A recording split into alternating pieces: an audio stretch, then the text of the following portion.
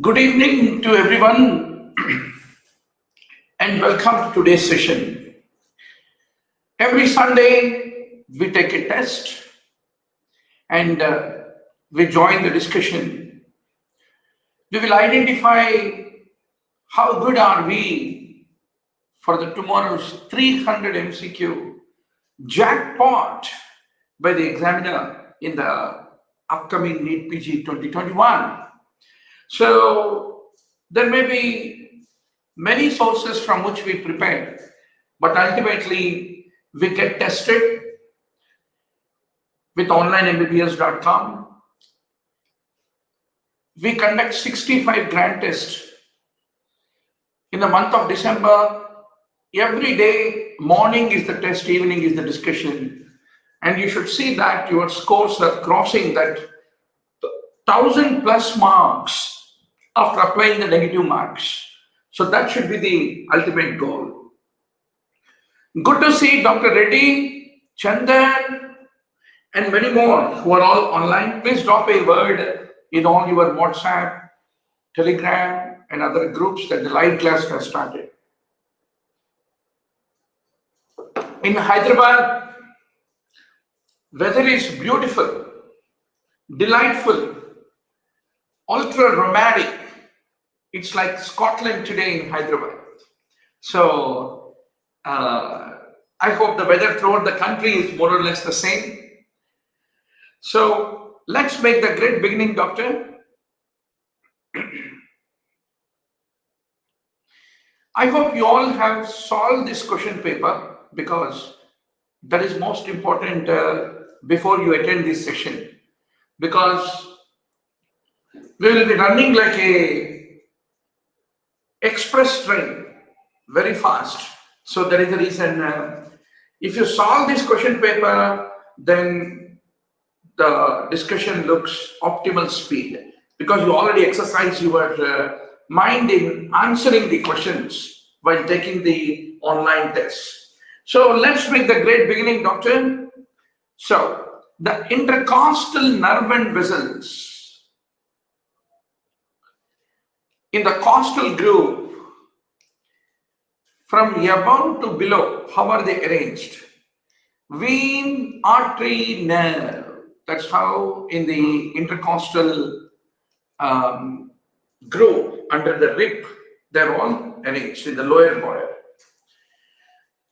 The thoracic sympathetic ganglia that contribute to the greater splanchnic nerve, 5 to 9. T5 to T9. So greater splanchnic nerve is by T5 to T9, lesser is T9 to T12, and least is L1 to L2. They are the ones which are the contributors, is what you need to remember. So the greater splanchnic nerve, it travels through the diaphragm and enters the abdominal cavity. And it synapses at the celiac ganglia. And the greater splanchnic nerve, it contributes to celiac plexus. And it basically regulates the enteric nervous system of the foregut. It also provides sympathetic innervation to the adrenal medulla and it stimulates the release of the catecholamine is what you need to remember. Whereas lesser splanchnic, what does it do? Typically, it synapses with the postganglionic counterparts in the superior mesenteric ganglia and aortico-renal ganglion, and it is the one which is supplying the midcut. And the least or lowest splanchnic nerve, it travels in the abdomen, it synapses with the renal ganglia. So this is the brief story which you need to remember. In the duodenum, what is the characteristic histological feature? It is the glands of Bruna in the submucosa is the most characteristic feature. Auditory pathway, you should remember, inferior colliculus is with audition, superior is with vision. Medial lemniscus,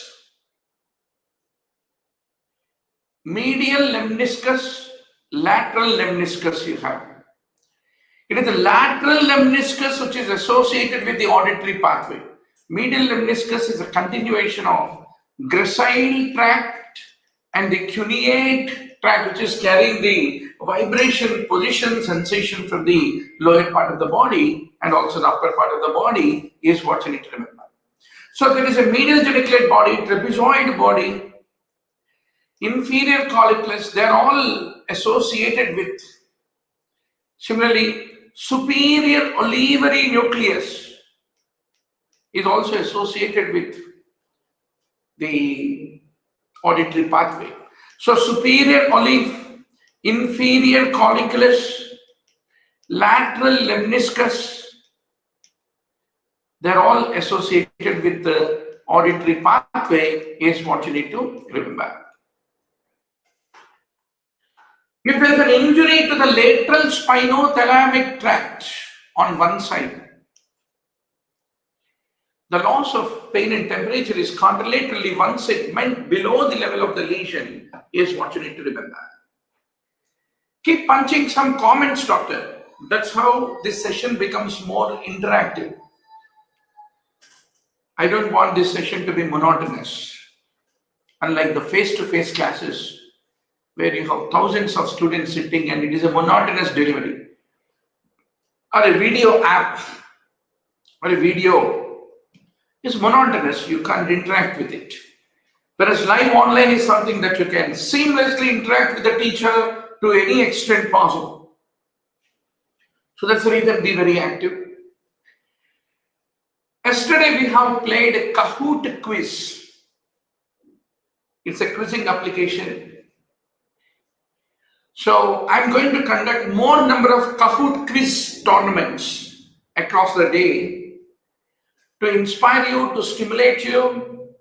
I'm also talking to a lot of other teachers who are going to start their own courses on the Incus to come to the YouTube channel and conduct many Kahoot quizzes, right? So that if you win 10 by 10 jackpot in our Kahoot quiz, you get an opportunity to get a free subscription to that particular teacher's online course. They will be starting on the online, on the Incus platform, right? So now, doctor, interruption of the medial longitudinal fasciculus. What does medial longitudinal fasciculus does?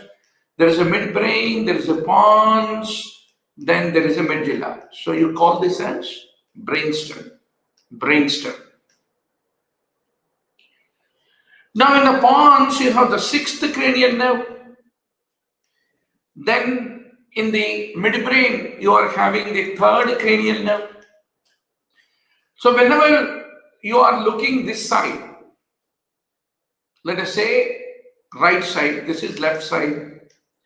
If you are looking towards the right side, then your sixth cranial nerve will make your right eye to abduct and at the same time left eye to adduct. So somebody should tell that sixth cranial nerve want the right-sided sixth cranial nerve nucleus want the left-sided third cranial nerve nucleus in the midbrain to make the left eye to undergo adduction. Only when my left eye undergoes adduction, right eye undergoes abduction, right? Then only I can see conjugate gaze towards my right side. So the connecting link between the two is called medial longitudinal fasciculus, and in the conditions like multiple sclerosis, there is a demyelination of this medial longitudinal fasciculus. Then when my right eye is abducting, my left eye doesn't adduct and it remains with an adductor lag. It doesn't adduct. And that leads to diplopia. To correct that, immediately my abducting eye will come into nystagmus. So that is the story of internuclear ophthalmoplegia, which is because of the lesion in the medial longitudinal fasciculus, which is connecting the sixth cranial nerve nucleus in the pons and the contralateral third cranial nerve nucleus in the midbrain is what you need to remember. Once more, a detailed discussion of this entire story is available in, I will tell once more the same thing, www.onlinembps.com, which is your best place where you have 3,000 video lectures. You are having 30,000 MCQs topic-wise classified and discussed. You have 65 full-scale grand tests. Everything is made available, and every day new lectures are being added. Everything is made available at a throwaway price. So please call 9000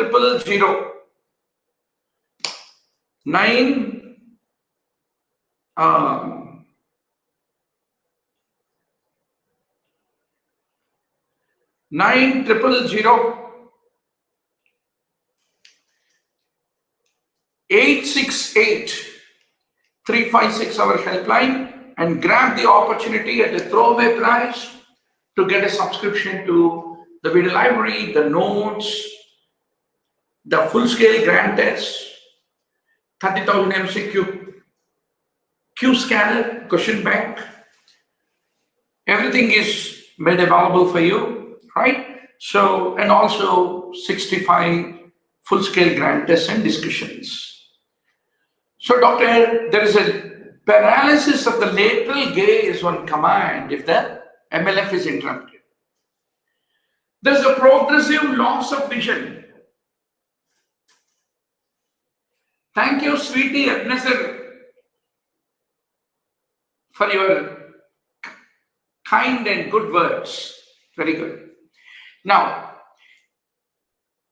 the visual loss in the upper right quadrant in both the visual fields. Both the visual fields.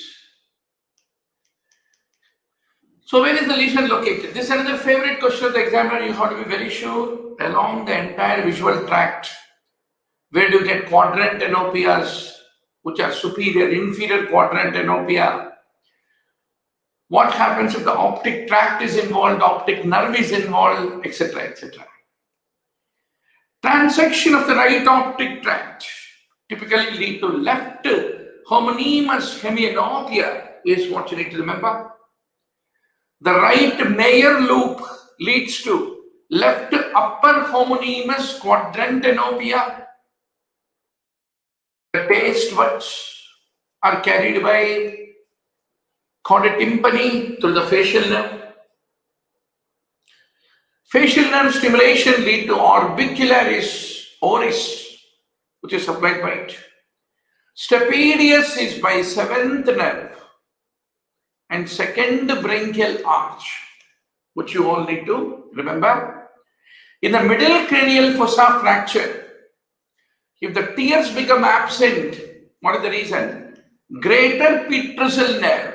So you should remember the seventh cranial nerve's offshoot is the greater petrosal nerve coming from 7th. It is the one which branches out to supply the fibers, secretomotor fibers to lacrimal gland, nasal cavity, nasopharynx, and palate is what you need to remember. Middle meningeal artery is a branch of. What is it a branch of? It's a branch of internal maxillary artery. So you should know maxillary artery, first part, second part, third part, what are the branches? You have to become 100% sure about. Once more, if you are clean bowled in this kind of questions, no worries, but for you only, we have created 2-minute videos, animation videos. There are 100,000, 1 lakh points, lists, mnemonics.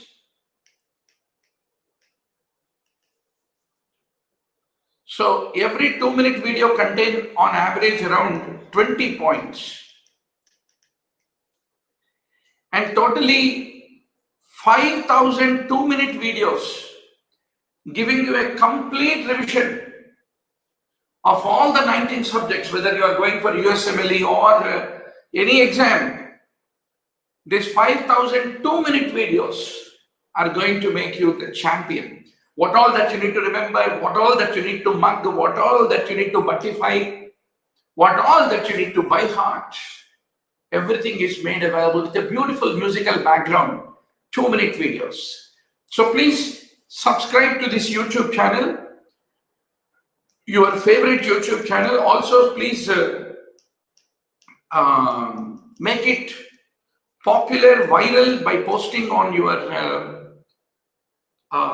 Facebook, etc., etc. So, very good. Dr. Reddy is adding a very good point. Anterior and posterior ethmoidal arteries are the branches of the ophthalmic artery. Excellent. So that is the whole purpose of an interactive session where we meet all our classmates.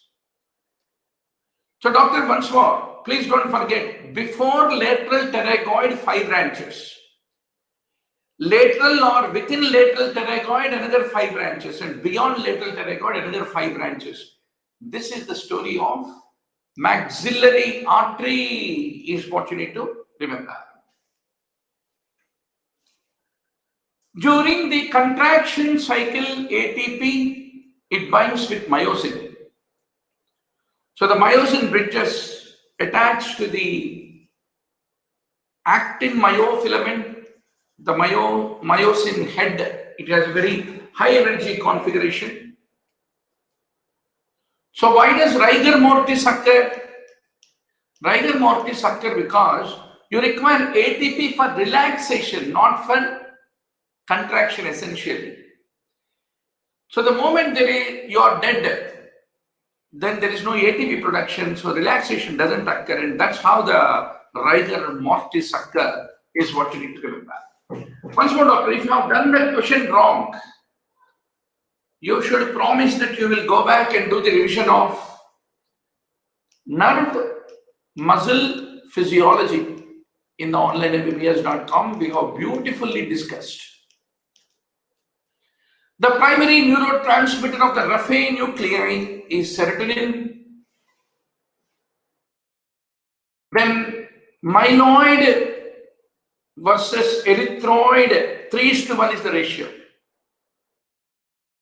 Everywhere else, hypoxia leads to vasodilatation. Only in the lungs, it leads to vasoconstriction, as all of you know very well.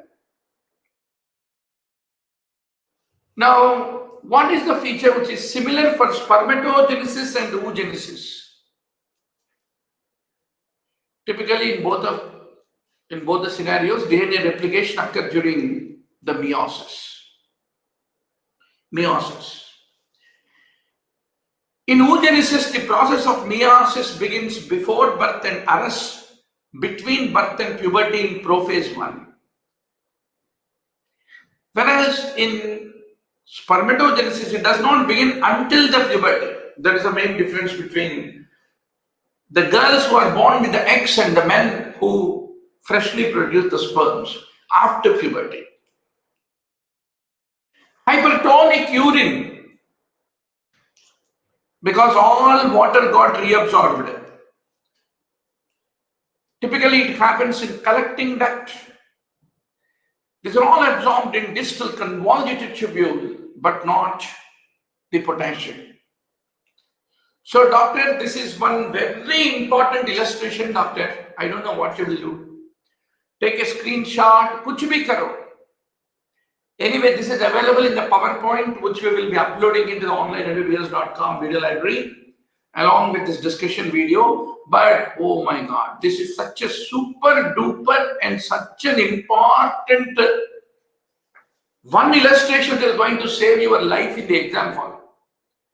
In the proximal convoluted tubule, glucose 100%, amino acids 100%, urea 50%, sodium 70%, potassium 70%, phosphate 70%, calcium 70%, magnesium 30%, and water is 70%. Then the proximal straight tubule, phosphate is 15%. Thick ascending limb of loop of Henley, sodium 25%, potassium 20%, calcium 25%, and magnesium 60%. 60%, very important. Then distal convoluted tubule, sodium 5%, calcium 8%, magnesium 5%. Water and urea is variable. Water and urea is variable. So finally, when it comes out of the urine, magnesium is 5%, phosphate is 15%, sodium is fractional excretion of sodium is less than 1%. Will you give me a promise that you will take a screenshot of this very important illustration? I will also try to put it in our Telegram group. No worries. Now, if a drug has more renal clearance than the glomerular filtration rate, what does it mean? It means it is secreted. It is secreted in the tubules. A substance is 2 milligram in afferent arteriole and 0 in the efferent. That means what? It is completely filtered through the glomerulus. Maximum absorption of the water is in the proximal convoluted tubule. For the renal tubular function, the most sensitive index is specific gravity of urine. We all think, this is only urine report now. People will say, no, urine report is called poor man's renal biopsy. Always you need to treat it with a great respect and interpret it and act upon that interpretation. The high sodium content of a filtrate in the renal medulla. At the loop of Henley, there is a countercurrent mechanism which is responsible for the high sodium content of the filtrate in the renal medulla is what you need to remember. Tubulo-glomerular feedback. How is it mediated? It is the macula densa which will be sensing how much NaCl concentration is there. Accordingly, it will produce the renin that will cause angiotensin, that will cause aldosterone. So, the tubulo-glomerular feedback mechanism. Any low GFR, if it is there, immediately macula densa in the tubule system knows how to sense it. For the counter current multiplier system that you see, what is the main driving force? The reabsorption of the sodium that happens in the thick ascending limb of loop of Henley.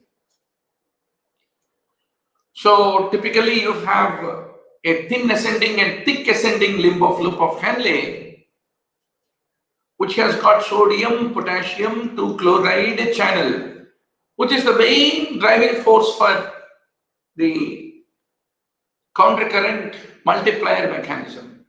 Once more, we discussed in a great detail about the entire nephron physiology in the onlineMBBS.com video library. Please do revise. What is the main site for the bicarbonate reabsorption, doctor? Proximal convoluted tubule. A 4-year-old, he hurls himself into walls and bites the fingertips. Self-mutilation. Self-mutilation. It is a typical feature of Lesch-Nyhan syndrome, which is due to the deficiency of the HGPRT, hypoxanthine guanine phosphoribosyl transferase deficiency is what you need to remember. Now, the DNA synthesis produces a lot of short fragments of DNA that have RNA sequences. So, a mutation is causing a bacterium impossible to replicate its chromosome. And because of that mutation, the DNA synthesis is producing many short fragments of RNA, of DNA, that have RNA sequences at their 5 end. So it is the DNA polymerase 1 which is very important. So the DNA polymerase 1, one of the main activities, it removes the RNA primers from the 5 end of the short Okazaki fragments which are being produced. That's what you need to appreciate. So once more, doctor, DNA is the favorite polymerase. DNA polymerase is the favorite high-sounding, hot, fuming buzzword in the topic list of examiner in the question bank. आप reverse engineer करो, कुछ भी करो, you have to become champion in this topic, right? So like that, 953 topics, dhire, every day, one step. Every Sunday, grand test, you should be able to ultimately do the revision of everything. So now, doctor, the purine biosynthesis rate, how is it controlled? Who controls it? So there is a lot of negative feedback inhibition that regulates all these metabolic pathways, which is the favorite area of the examiner. So inorganic phosphate, phosphoribosyl pyrophosphate, adenosine monophosphate, they're all the ones which regulate the purine biosynthesis. That's what you need to remember. So doctor, this is one very important slide that you need to have in your mind. Ribose 5-phosphate become phosphoribosyl amine by the action of the PRPP. This PRPP is inhibited by IMP, AMP, GMP, which are all the end products. And typically phosphoribosyl amine become IMP, inositol monophosphate, that become adenylosuccinate and become AMP. So AMP comes back and inhibits the IMP. Then IMP becomes xanthylate, become the guanosine monophosphate, and that is being inhibited by the GMP is what you have to fundamentally understand. So doctor, what are the inhibitors? What are the activators? You're going to remember in the purine metabolism. Very good to see Dhanalakshmi, Ram Sundaram, late but latest arrival. 1 minute, I'll get some water.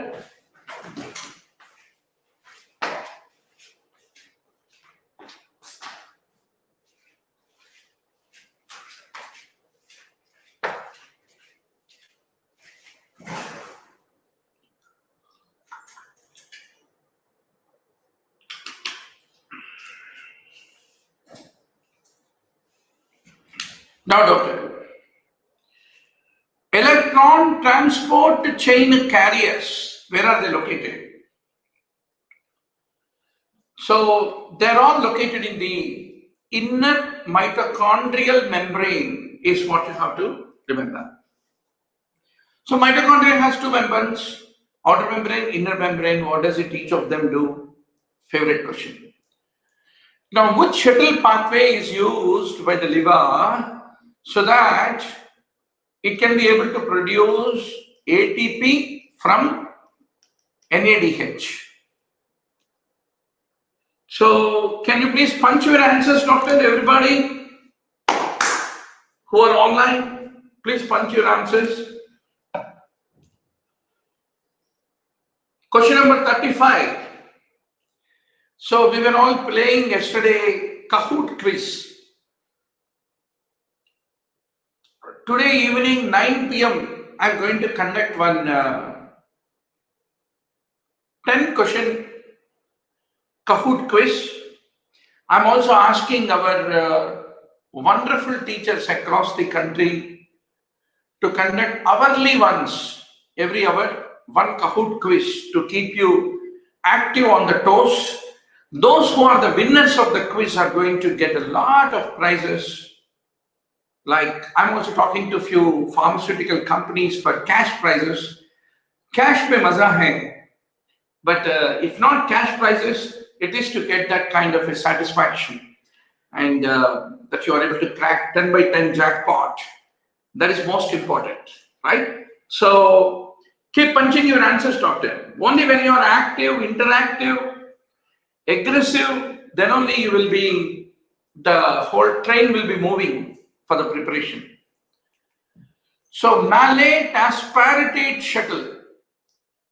So you need to remember,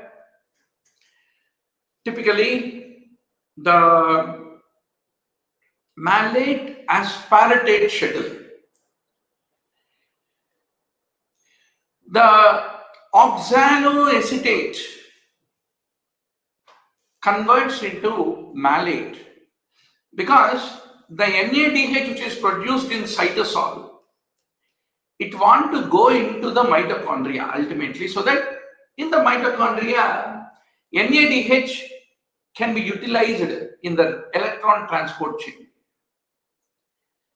But there are so many processes which occur in cytosol, like glycolysis, which produce NADH. So how can this NADH produced in the cytosol can be smuggled into the mitochondria? There is a trick for that. The NADH converts into NAD, oxaloacetate become malate. The malate can nicely go into the mitochondria.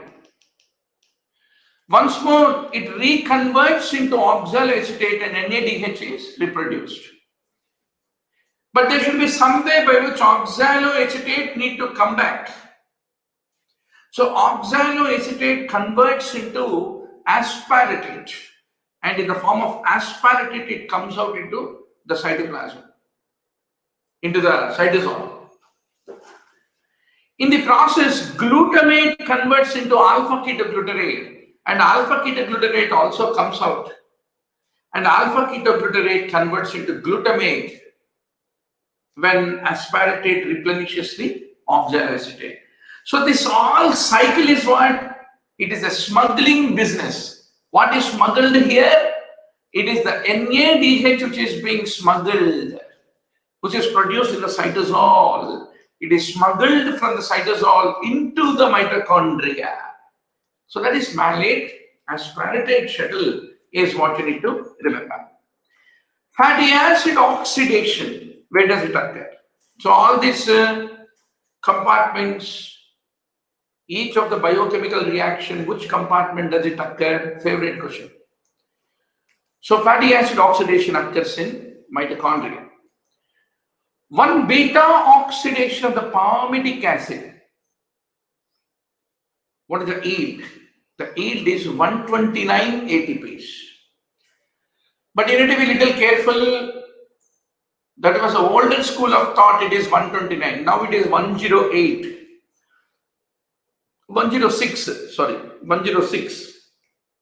I will tell you how it happens. The beta oxidation 7 cycles. What do they produce? Typically the beta oxidation 7 cycles, they produce 7 FADH2, 7 NADH. Now 7 FADH2, earlier they were thinking FADH2 will produce 2 ATPs and NADPH will produce 3 ATPs. But now the new school of thought is FADH2 produce only 1.5 and NADH produce 2.5. So 7 into 1.5 is 10.5, 7 into 2.5 is 17.5, is a yield of beta oxidation 7 cycles. Then from 8 acetyl CoAs which are being produced, one palmitate is 16 carbon. 16 carbon will produce 8 2 carbon acetyl CoAs. Acetyl is 2 carbons, right? 8 molecules it will produce. So those 8 molecules, earlier they were thinking when they passed through citric acid cycle, it produced 12 ATPs per acetyl CoA. But now the new school of thought is 10 ATPs. 10 ATPs per acetyl CoA to the citric acid cycle. So it is 80 here. So 80 plus 10.5 plus 17.5 is 18. 28. So 80 plus 28 is 108. Earlier they were thinking 131. So there are initially 2 ATPs which are being consumed so that palmityl CoA is activated. ATP become AMP and 2 phosphate groups are gone. So 108 minus 2 is 106 is the golden number, which is the new concept. Old concept is 129. So that's the point you need to appreciate. Steatorrhea is seen in the deficiency of what? So you should remember, steatorrhea is seen with pancreatic lipase deficiency, and that creates a lot of fat soluble vitamin deficiencies whenever you have chronic pancreatitis. Beta oxidation in peroxisome, how is it different from that of occurring in mitochondria? In mitochondria, in the peroxisome, hydrogen peroxide is formed, unlike in mitochondria. So what are the enzymes regulated by the calcium duct? Adenylate cyclase, glycogen synthase, guanyl cyclase, but not hexokinase. Cyclic AMP forms by the action of adenylate cyclase. Calcium from the endoplasmic reticulum. It is the inositol triphosphate which is involved. IP3 is the second messenger. Now it is the calmodulin and calcium. They both are interrelated. Cyclic GMP is the second messenger for atrial natriuretic peptide, as all of you know. And cyclic AMP acts to the protein kinase. If you want to isolate Neisseria, gonorrhea, what is the best medium, doctor? Thayer-Martin medium. It has got hemoglobin, isovital-X, vancomycin, colistin, nystatin, trimethoprim. That is the reason it will not let any other bacteria to grow. Hence it is a selective medium is what you need to remember. Vibrio parahemolyticus, how do you describe? It's a human pathogen, halophilic, lactose negative, sucrose negative. It causes the sickness by eating the seafood. Streptococcus pyogenes, it secretes an erythrogenic toxin that leads to scarlet fever. Legionnaires disease, how do you make the diagnosis? There is a urine test available which can be able to detect the specific antigen on the Legionella is considered to be the investigation. Granulomas are caused by coccidioides, blastomyces and histoplasma is what you should remember. Once more, I like to tell you, doctor, you need to take every Sunday a good amount of time to solve 300 MCQs on the onlinembbs.com test series so that this discussion does not look too fast. Albicans is recognized by the presence of yeast and pseudohyphen. And the toxin belongs to lipopolysaccharides, the gram-negative organisms. Endotoxins are typically proteins. So the table is there, no doctor. Endotoxin, exotoxin, the most boring initial pages of Ananthanarayan in microbiology. You have to read. Lysogenic bacterium, it carries a prophase. A 63-year-old diagnosed with endocarditis. That organism is novobiocin sensitive because it is inhibited by novobiocin. And it failed to ferment the mannitol. What is that? Gram-positive organism. Once more, if you look at the high-yield topic list in microbiology, the top 10 topics, if you see, Streptococcus, Staphylococcus, Streptococcus, Staphylococcus, favorite topic of the examiner. Those who have not read gram-positive classification, gram-negative classification, which are lactose fermenting, non-fermenting, late fermenting, but still you need to read. That is called the fun of NEET PG exam. Okay, so doctor, Staphylococcus epidermidis is sensitive to the novobiocin and it is inhibited. Now I am going to give you on the auspicious eve of Guru Purnami, where we are all able to meet up on this full moon evening. You can remember antibiotic sensitivity mnemonic. No stress. No means novobiocin. Novobiocin. So Staphylococcus saprophyticus is resistant.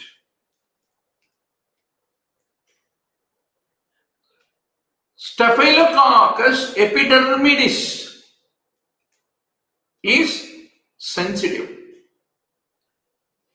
Will you promise me that you will remember it forever? Staphylococcus saprophyticus is resistant. Staphylococcus epidermidis is sensitive.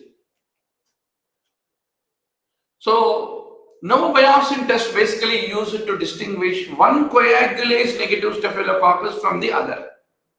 So, you have two coagulase negative staphylococci. What are they? One is sapro, other is epi. So, staph epidermidis stays away from the novobiocin disc like an epidemic. Therefore, epidermidis is sensitive. Saprophyticus is more friendlier. It comes to the novobiocin disc. No more it is sensitive. It comes, it kisses it. It stays with it like WhatsApp.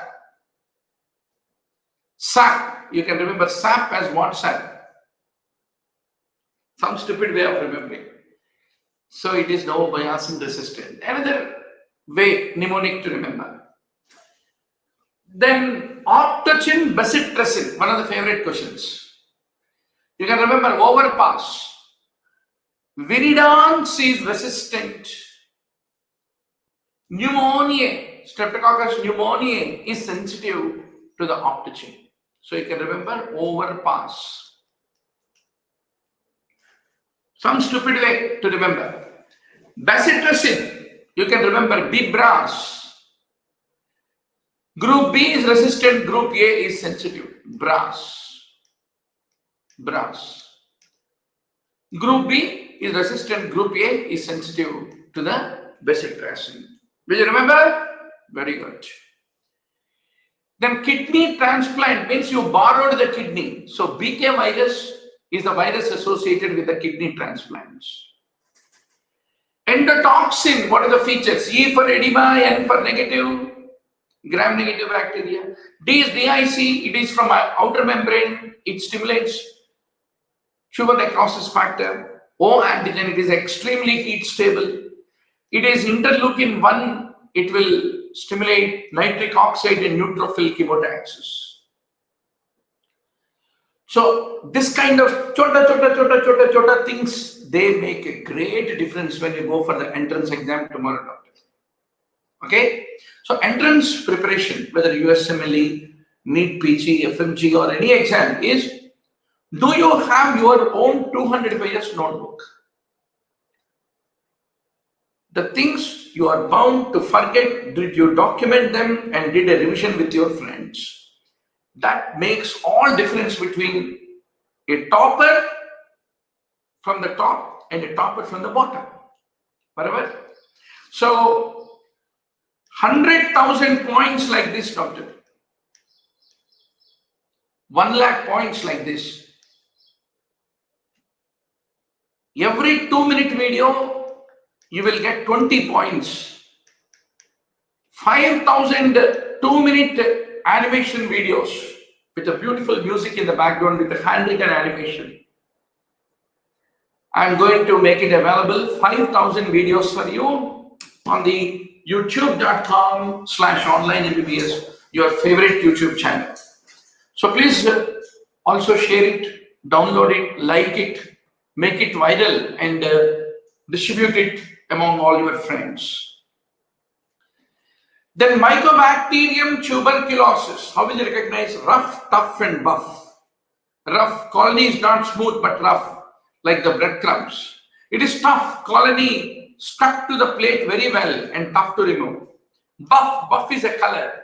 So a cream or a coffee shade is the classical color. That is Mycobacterium tuberculosis, rough, tough and buff. The gram-positive bacterial cell wall. So gram-positive means it looks like T. T means thick peptidoglycan layer.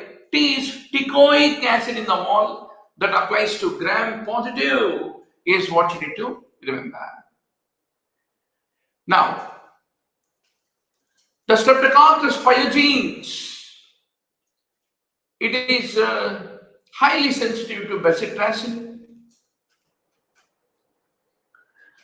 How do you confirm diphtheria? You will demonstrate the toxin production in a suspicious isolate.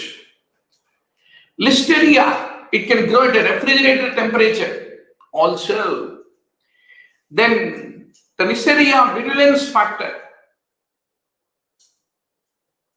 is part of the tetravalent vaccine that protects against some but not all serogroups of Neisseria. What is that? It is the capsule. It is a capsular antigen which is used for the gonococcal vaccine. Neisseria, meningitis vaccine. A lactose-positive glucose fermenting gram-negative rod in a previously healthy child with bloody diarrhea. Think of E. coli. Different types of E. coli is very important. When you give a drug intravenously, 100% it is bioavailable. Once more, T half, VD, bioavailability, everything, first order, second, and 0 order kinetics, everything you have to be 100% sure for the tomorrow's exam, doc. The activation of the muscarinic receptors in the smooth muscle. Typically, increase in IP3 and DAG are the second messengers which are important for bronchoconstriction. Cholinergic will be constricting, anticholinergic will be dilating the bronchi. So you should know everything about parasympathetic, sympathetic, motor, what are the type of neurotransmitters involved, blah, blah, blah. Niacin, what does it do? It reduces, it typically decreases not only cholesterol, even triglycerides also. Who carries the endogenous triglycerides predominantly? VLDL. Who carries exogenous triglyceride predominantly? Chylomicron. So nicotinic acid inhibits the synthesis of the VLDL lipoprotein and decrease the VLDL production and triglyceride levels is what you need to remember. Which will block the potassium channels in the heart. which lead to cardiac repolarization and also block the calcium channels in the AV node. Amiodarone. Everything, anything about amiodarone. Everything, anything about amiodarone. You have to be 100% sure when you go for the tomorrow's NEET PG. Definitely आने वाला शानदार topic है amiodarone. For that matter, you need to take an opportunity today only to go back to onlinembbs.com video library. इसका मुहूर्त आज ही लगाओ, कल के लिए पोस्टपोन मत करो. Classification of antiarrhythmics. Then, which will increase the refractive period, which will shorten the action potential among the various antiarrhythmics. That is also a favorite topic of the examiner. So please take every chance to do the revision. So sodium channel blockade, beta receptor block, potassium channel block, calcium channel block, amiodarone has got pleiotropic blocking effects is what you need to remember.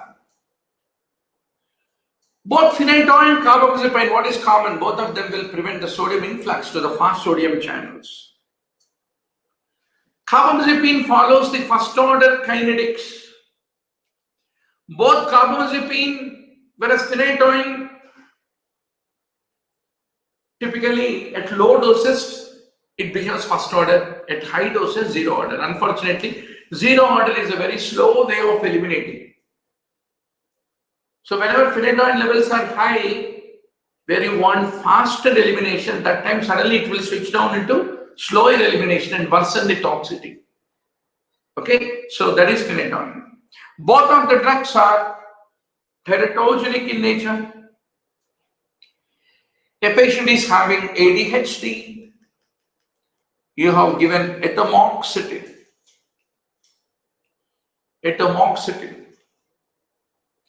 Even amitriptyline also has got a similar mechanism of action. So how does atomoxetine basically work?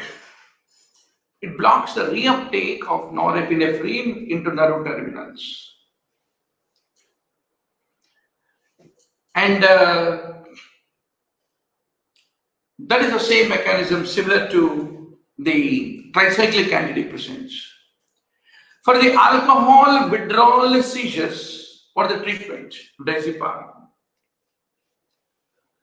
37-year-old bipolar disorder with GDCS.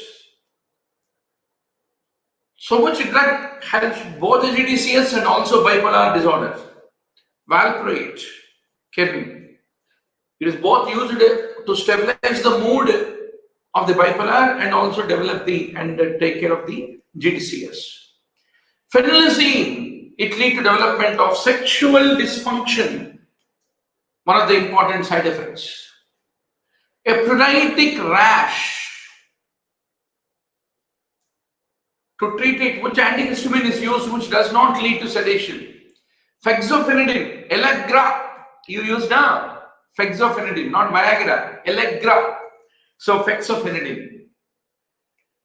Pseudolymphoma is a side effect of phenytoin. A 74-year-old with aggressive behavior, severe agitation.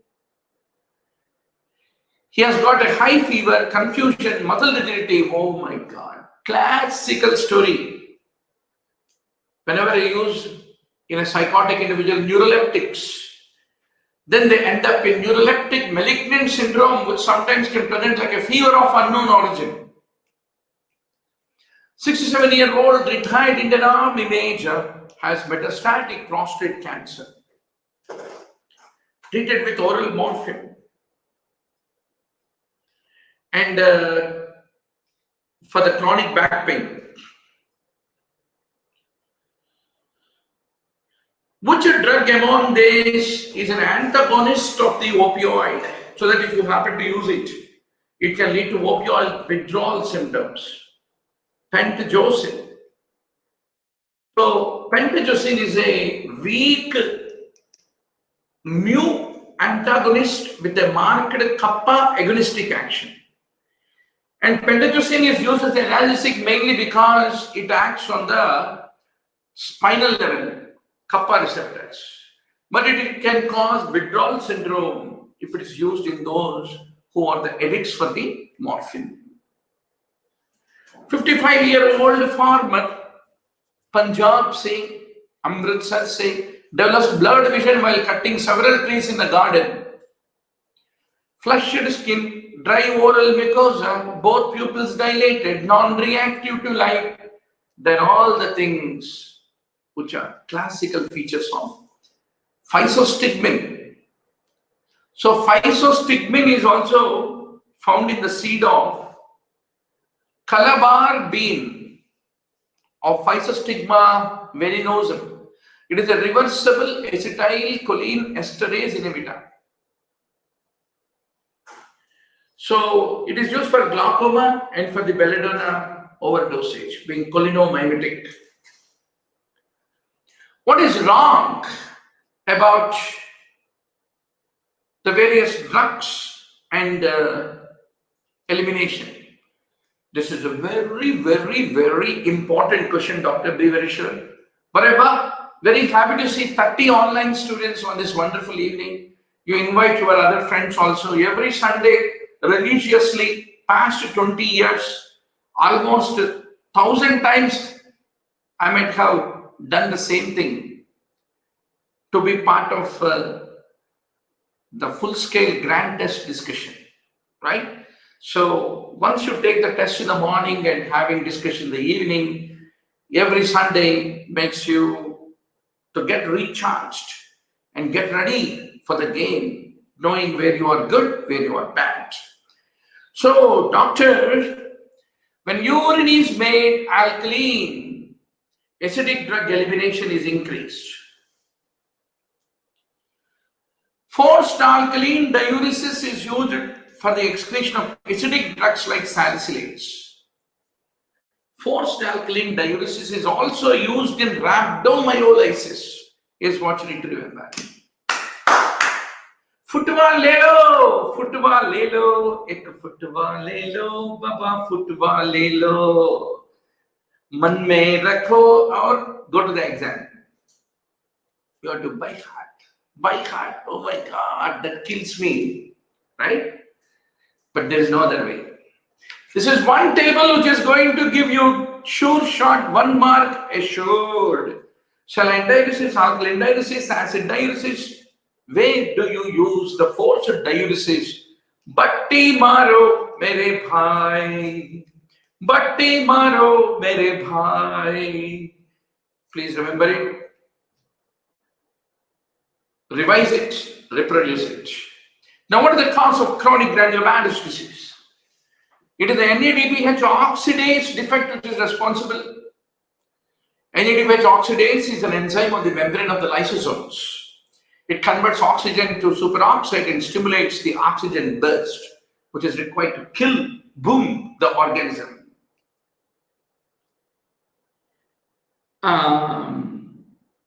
Very good. Supendra Banerjee always says, football le lo, le liya sir. Badhiya. So lymphadenitis, hepatosplenomegaly, eczematoid, dermatitis, pulmonary, infiltrates, they're all the things associated. Along with hypergamma-globulinemia and a defective neutrophilic function is what defines chronic granulomatous disease. For the angiogenesis, you require basic fibroblast growth factor. A 4-year-old oculocutaneous albinism neutrophil count is decreased. Then bactericidal capability is ineffective because of a defective fusion of the phagosome to the lysosome. Examiner, this is a standard clinical vignette in the exam, doctor, Kalke exam. So to be 100% sure, Chidiac-Higashi syndrome is what you need to remember. Doctor, please be tuned to this YouTube channel, subscribe to this YouTube channel and get the notification. Tonight at 9 p.m., I'm going to conduct a Kahoot quiz of image-based MCQs for all of you. So we are also going to get a lot of teachers, excellent teachers, who are going to conduct throughout the day, morning 10 a.m. to night 12 p.m. Every hourly, we will have one or the other different teachers who are in our network who will be conducting a 10 MCQ, 20 MCQ Kahoot quiz,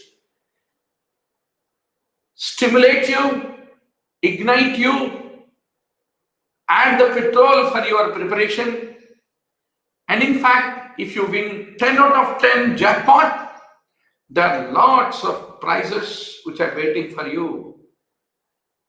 Like that, free activation to 40,000 rupees worth of online MBBS, entire video library, mock test, notes, etc., etc.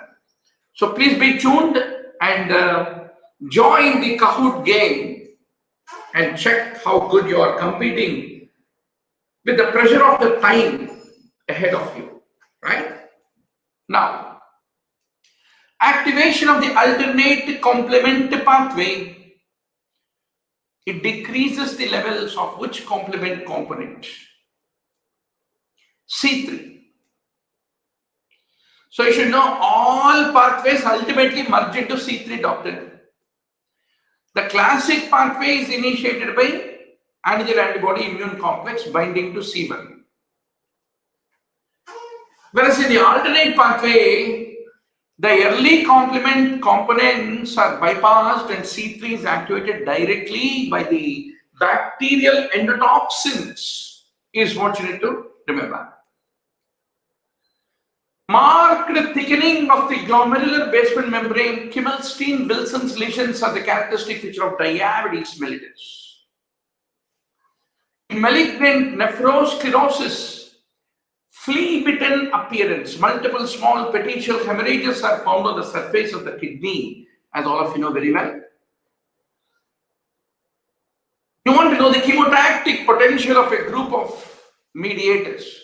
So which will have a high chemotactic affinity for neutrophils. It is the C5a, which is the chemotactic factor, is what you need to remember. A 26-year-old woman had bilateral hilar lymphadenopathy, multiple reticular densities, granulomatous inflammation with multiple giant cells of Langerhans type, no evidence of caseous necrosis. Classically, this is the story of sarcoidosis, is what you need to remember. In a laboratory exercise for medical students,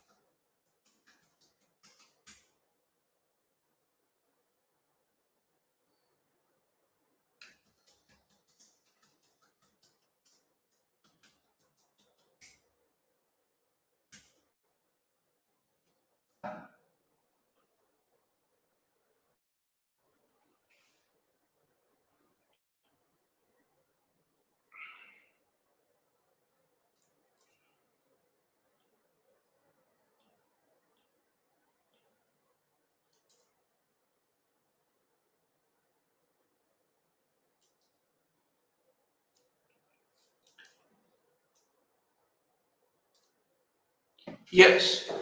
Sorry, we got in the home, suddenly internet is gone. It restarted. I wish it won't be going away once more. Yes. In the last question, we got interrupted, doctor. Please tell your friends, please refresh.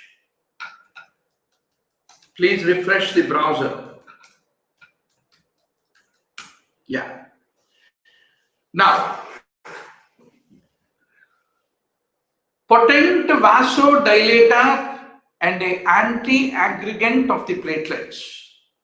Which one does have that kind of a property out of all this? It is the prostacyclin, which is vasodilator and platelet anti-aggregant is what you need to remember. A 70-year-old man presents with sudden onset of left-sided weakness, spasticity, hyperreactive and pathological reflexes. What is all? What is it all because of the damage of what? Obviously, nerve cells come under the category of permanent cells. That means they can't divide. Whereas those cells which can divide, which are dividing continuously, they are called labile. Like squamous epithelium of the skin, mouth, vagina, cervix, columnar epithelium of the intestinal tract, transitional epithelium of the urinary tract, bone marrow cells, they are all labile. Whereas stable, liver, hepatocytes, alveolar cells of the lung, epithelium of the kidney. So, if demand is there, they will be able to replicate. Whereas neurons cannot replicate if they are damaged. That is called permanent cells. A 40-year-old woman dies after a long history of illness with dyspnea, orthopnea, hepatomegaly, distended neck veins, peripheral edema, and a passive congested liver is being shown to you with the histology. So what is it because of? It is the nutmeg liver of the congestive heart failure, of the right-sided heart failure. So if you look at the normal hepatic lobule, you have a portal triad, a central vein, then zone 1, zone 2 and zone 3. Okay, now. Whereas congestive heart failure with a chronic venous congestion, there is a fatty change, there is a congested central vein, there will be hemorrhagic necrosis, whereas peripherally there are normal hepatocytes, which is the classical feature of the CVC liver, is what you need to basically remember. So this is one of the favorite questions of the examiner, doctor. Once more, tomorrow, NEET PG, AIMS, question bank, you are going to get the repeat of the same question. 70-year-old man seeks attention because of shortness of breath.